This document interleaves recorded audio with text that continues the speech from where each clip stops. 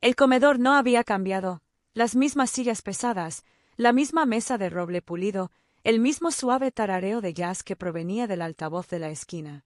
Como en todas las fiestas desde que tenía 12 años, mamá había preparado su calabaza asada de siempre. Papá trinchó el pavó con precisión quirúrgica, como si todavía estuviera en el quirófano. Por un momento, casi me convencí de que todo estaba bien. Entonces, mientras me pasaba el puré de papas, papá levantó la vista y sonrió. ¿Son suficientes los 2000 cada mes? Se me resbaló el tenedor. Parpadeé. ¿Qué dinero? Una pausa. Luego todo quedó en silencio, incluso el jazz pareció apagarse. La sonrisa de papá desapareció. Miró a mamá. Ella no lo miró a los ojos. No. No entiendo, dije lentamente, con la voz apenas un susurro. No he entendido nada. Leona, la voz de papá era cortante, pero no enojada. Todavía no. Se secó los labios con una servilleta y luego la dejó. Pensé que sería mejor usarla en otra cosa. ¿Mejor aprovechado? Repitió, más alto. Ahora me dijiste que te encargarías de los traslados. Lo hice, dijo ella simplemente. ¿A quién? Su voz se quebró porque no era para Iris. Mamá tomó su agua, pero le temblaba un poco la mano. El programa de Saria es más caro. Lo necesita más. Ya sabes lo difícil que es entrar en el mundo de la moda. Es competitivo, implacable. ¿Y se supone que Iris tiene qué? Solo sobrevivir con sobras, mientras nuestra otra hija pasea por Rodeo Drive. Byron la interrumpió. No. Necesito saber cuánto tiempo. Ella suspiró. Desde agosto. Se volvió hacia mí. Iris, no has tenido nada. Ni traslados ni apoyo alguno. Negué con la cabeza. Pregunté una vez. Mamá dijo que no quedaba nada después de la matrícula. Cayó de hombros. Pensé que estabas bien. He estado trabajando de noche, dije. Dando clases particulares, haciendo turnos en el bar, saltándome comidas. Pero claro, estoy bien. La silla de mamá crujió al levantarse. No hagas esto aquí.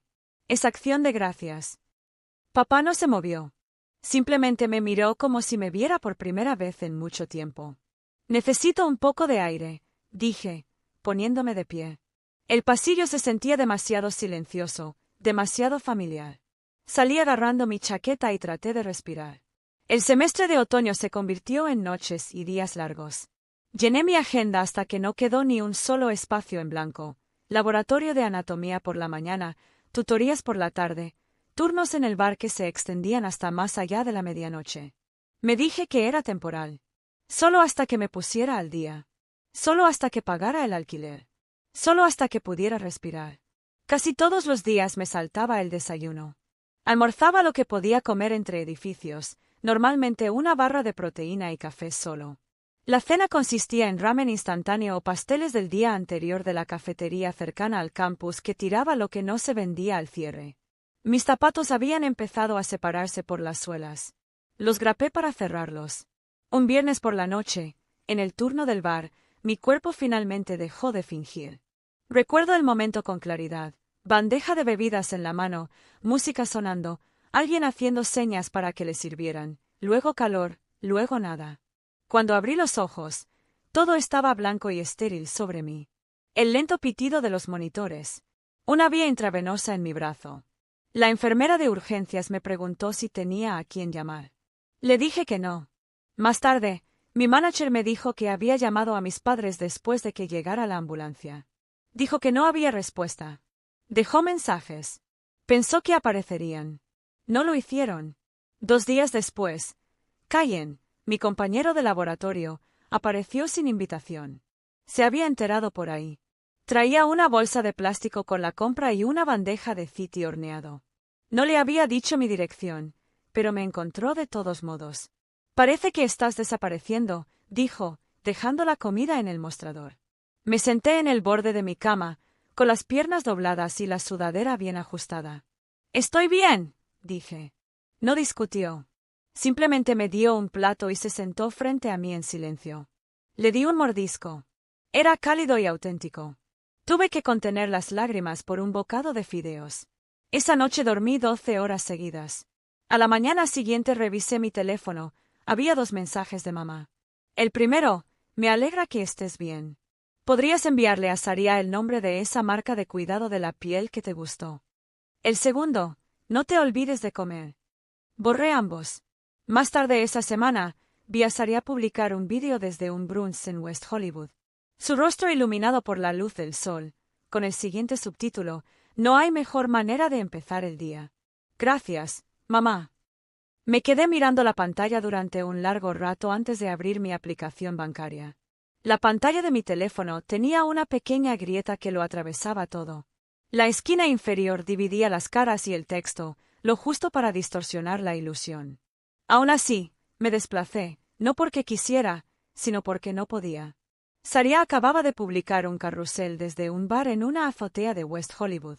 Había sillas de terciopelo, cócteles con marcos dorados, esa luz solar que hacía que todo pareciera caro. Llevaba un vestido de seda color crema, con la etiqueta de Dior, el pelo recogido de una forma que probablemente costaría más que la compra de toda mi semana. El título decía: mamá siempre sabe exactamente lo que necesito. Estilo de vida de Bruns. ¡Qué talento! Cerré el teléfono, lo puse boca abajo en el suelo y me recosté contra el colchón. El techo sobre mi cama tenía pintura descascarada. El mininevera zumbaba ruidosamente en la esquina. No había comprado verduras frescas en 3 semanas. Hace un mes, le escribí a mi mamá para preguntarle si podía ayudarme a cubrir el costo de un nuevo atlas de anatomía. El mío se estaba cayendo a pedazos, le faltaban páginas y estaba manchado de agua por haber volcado una taza durante una sesión de estudio nocturna. Ella respondió al día siguiente: es un lujo, Iris. Tendrás que conformarte con eso. Esa misma semana, Saria publicó sobre sus nuevas botas Balenciaga: gracias a mi increíble madre por siempre apoyar mi sueño. Aún podía oír su voz, dulce y natural. No estaba enojada, no exactamente, solo vacía, como si la parte de mí que alguna vez pensó en explicar el desequilibrio finalmente hubiera desaparecido. Aún así, no estaba pidiendo que me malcriaran. Solo quería dejar de racionar el Tylenol. Volví a coger el teléfono. La última historia de Saria era un vídeo corto. Ella riendo, con el pelo al viento, asomada a un balcón con la ciudad extendida bajo ella como un escenario. Se oía jazz suave de fondo. La vi 3 veces antes de silenciar el sonido y abrir la cámara. La luz de mi habitación era demasiado tenue para que se viera bien, pero aún así tomé una foto: uñas agrietadas, dedos callosos, la misma sudadera gris que había llevado 4 días. Sin pie de foto. No la publiqué. En cambio, abrí mi lista de contactos y busqué hasta encontrar su nombre. Hacía meses que no llamaba a Saria. La mayoría de nuestras conversaciones eran mensajes de una sola línea, siempre iniciados por mí. Me quedé mirando la pantalla, con el pulgar flotando antes de presionar el botón de llamada. Saria contestó al segundo timbre. Su voz era suave y alegre, tal como la recordaba. Iris. Vaya, nunca llamas. ¿Todo bien? Sí, mentí. Solo quería saber cómo estabas. ¿Ha pasado tiempo? Ella se rió. ¿Me extrañas? Claro. Mi voz sonó más débil de lo que pretendía. Empezó a hablar de una reciente sesión fotográfica de moda en Pasadena, del estilista que no le gustaba y de la escasez de leche de almendras en su cafetería favorita. La dejé continuar, fingiendo escuchar mientras contaba los billetes sin abrir en mi escritorio. Al final le pregunté: ¿cómo lo gestionas económicamente? Los Ángeles no es barato. Oh, dijo encogiéndose de hombros, algo que pude oír por el teléfono: mamá se encarga. Me envía $3,500 al mes. A veces más, si tengo sesiones fotográficas o eventos de networking. Se me secó la boca. Genial, sí, dijo, sin darse cuenta. Simplemente lo entiende. Siempre dice que se trata de invertir en el sueño. Por cierto, ¿cómo van las clases? Apenas oí el resto de la conversación. Asentí y dije: ajá, y eso suena genial en el momento justo. Sentía la cara caliente. Mis manos no dejaban de temblar. Al colgar, me quedé mirando mi reflejo en la ventana. Me veía pálida, más pequeña, como si me hubieran desprendido algo. Abrí una nueva pestaña y busqué vuelos. El asiento más barato tenía 2 escalas y un retraso de 6 horas, pero me llevaría a Chicago a tiempo para la cena de Acción de Gracias. Hice clic en reservar ahora, luego cerré mi computadora portátil, deslicé la bandeja de facturas a un lado y comencé a empacar. No sabía exactamente qué iba a decir al llegar, pero sabía que ya no podía quedarme callada. Y sabía que la mesa en la que me sentaría nunca volvería a ser la misma. Nos sentamos a la mesa de la cocina. La luz del sol entraba a raudales por las mismas ventanas contra las que solía apoyar mis exámenes de ortografía para recibir elogios. La comida fue tranquila, casi con cuidado. Mamá había preparado sopa de lentejas y ensalada de pollo, nada extravagante, pero más de lo que había comido en semanas. Me tomé 2 bocados antes de dejar el tenedor a un lado. Papá miró hacia arriba. ¿Has perdido peso? Me encogí de hombros. Supongo. ¿Estás bien?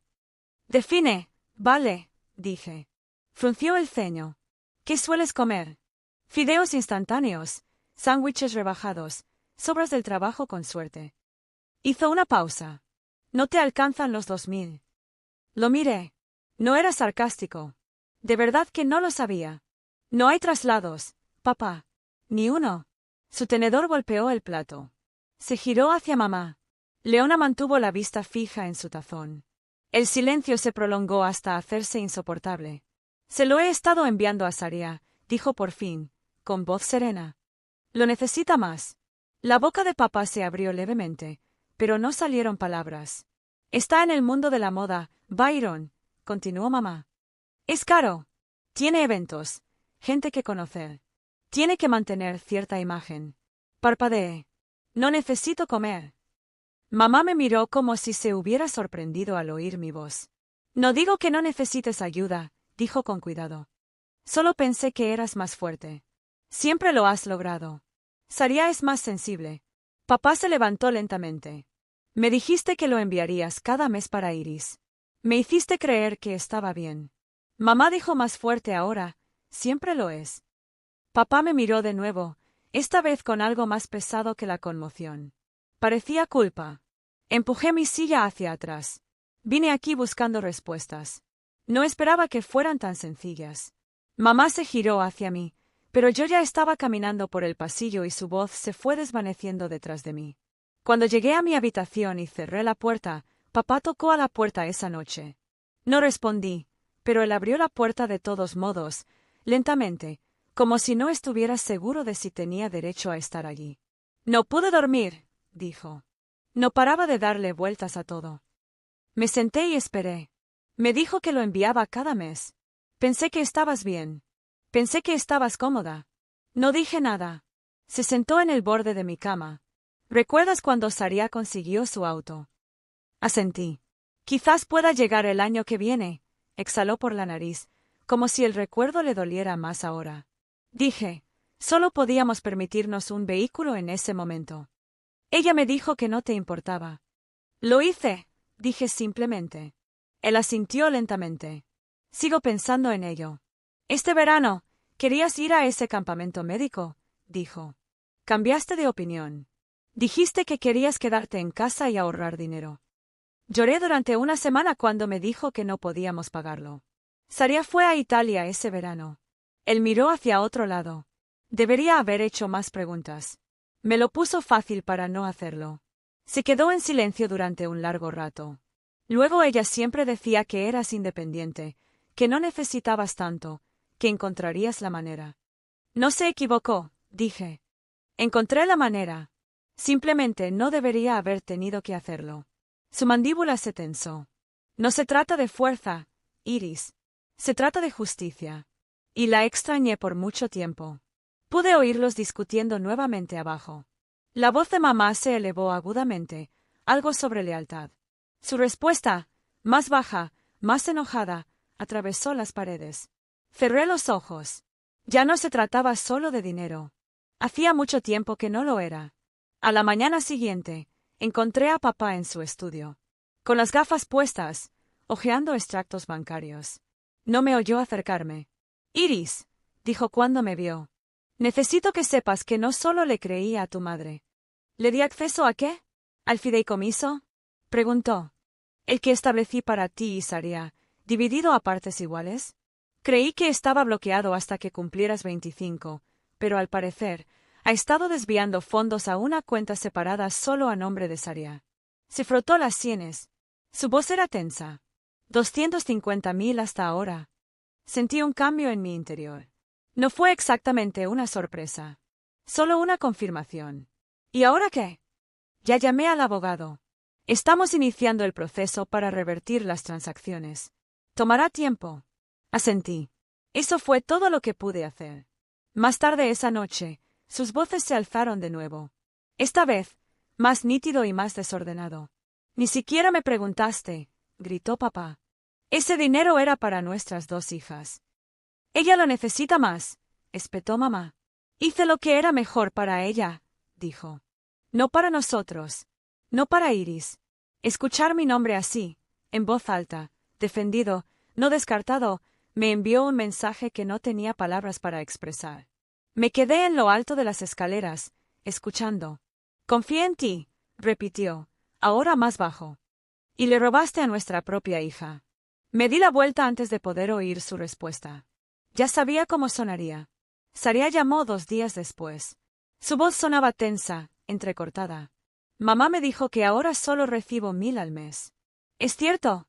Sí, dije. Papá se encarga de las finanzas ahora. Ella exhaló bruscamente. No puedo vivir con eso. Alquiler, clases, materiales. Lo sé. Hubo un silencio como si estuviera esperando que yo le ofreciera una solución. No la encontré. ¿De verdad crees que esto es justo?, preguntó.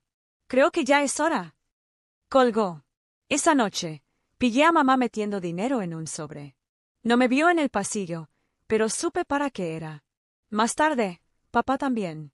Él no levantó la voz, simplemente se paró frente a ella en la cocina y dijo, no puedo hacer esto más.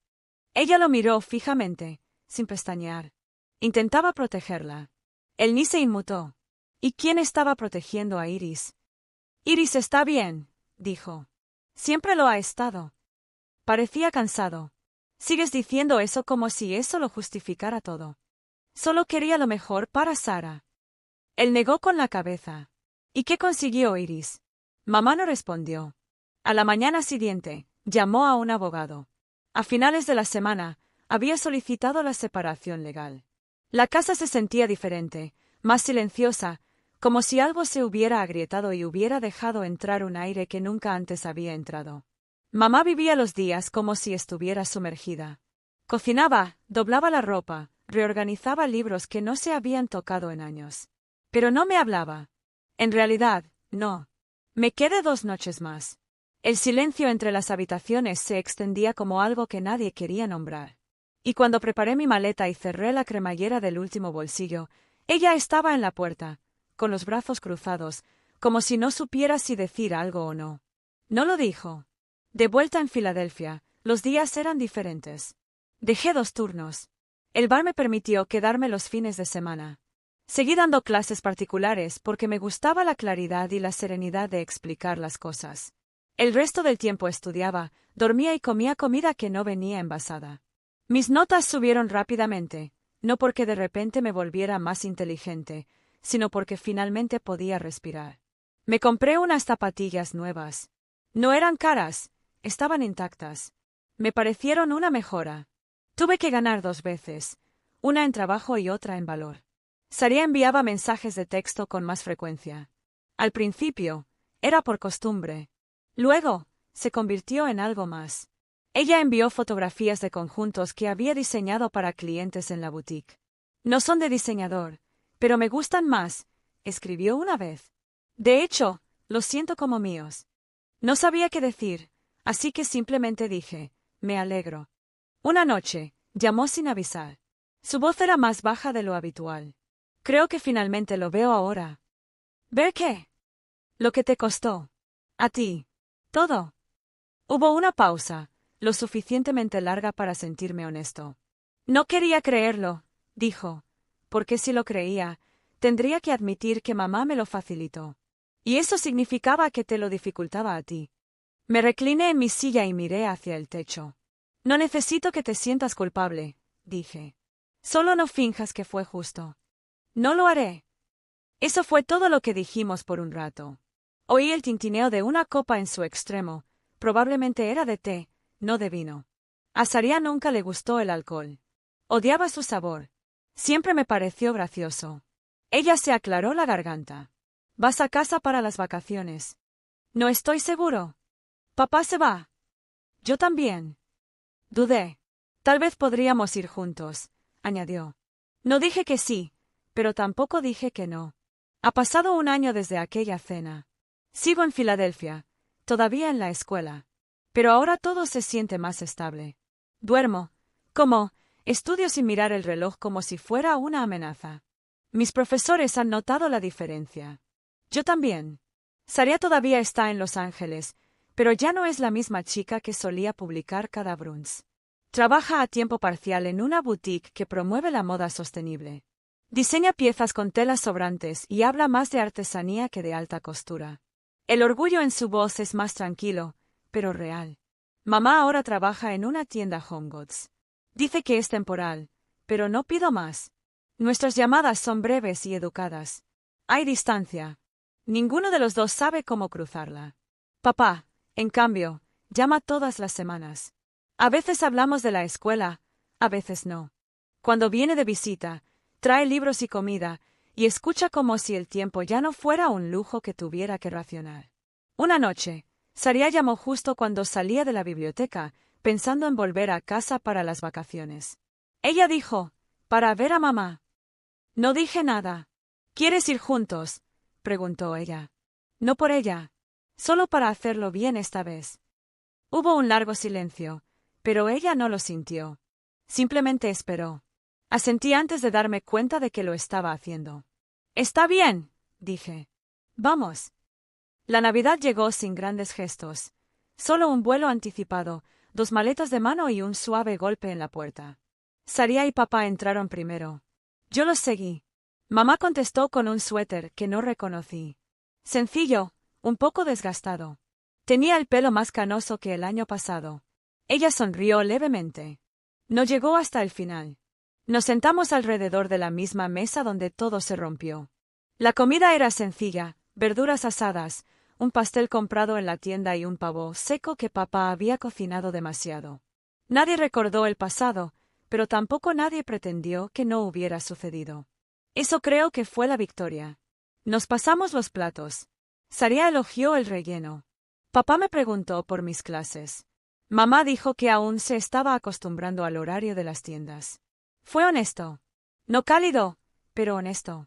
Más tarde esa noche, desempaqué en mi habitación de la infancia. Las paredes parecían más pequeñas. Saqué de mi bolso un sobre blanco normal, mi recibo de matrícula. Lo coloqué en el cajón junto a una nota doblada que papá había escrito unos meses atrás. Decía, esto es tuyo, no porque te lo hayas ganado, sino porque finalmente te vi. Lo leí una vez más antes de cerrar el cajón. Durante mucho tiempo pensé que el amor había que demostrarlo, que el silencio significaba fuerza y que la fuerza significaba no necesitar nada. Pero ya no lo creo. Creo en ser visto. Y creo que algunas historias no terminan con la sanación. Empiezan con